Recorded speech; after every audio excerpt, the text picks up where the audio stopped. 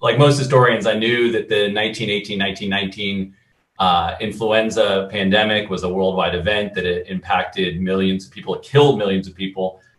Worldwide, it kills about 50 million people, kills 675,000 Americans.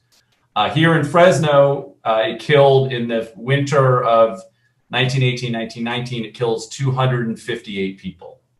The flu first appears here in Fresno in early October of 1918. By the middle of the month, the city has started to enact restrictions. They've shut down schools, they've shut down theaters and movie houses and churches, outlawed public gatherings, or limited hours for other businesses, department stores and restaurants and saloons and soda fountains.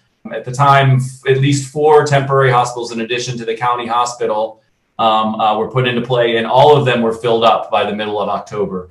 According to the counts I've done so far, 3,500 people caught the flu and were sick with the flu in October and November of 1918. So that's 10% of the city.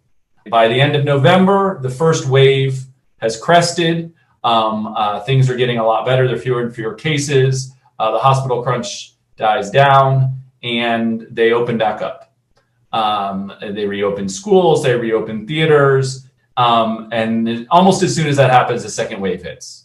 And that's in mid-December, and that second wave will last through early February, but it really is mostly mid-December to mid-January. In that second wave, one thing I've discovered is that there's a lot more pushback from the community about the restrictions. So the city health authorities do implement restrictions again towards the end of December. Some business owners refuse to follow them, refuse to shut down. Some threaten lawsuits against city officials. Eventually, this leads to a dispute between the city trustees, which were in charge of the city, and the city board of health. So it's a pretty nasty struggle. Ultimately, it leads the city health authorities to rescind the measures that they had tried to implement, say, okay, all bets are off, and then they resign. The entire city board of health resigns in protest.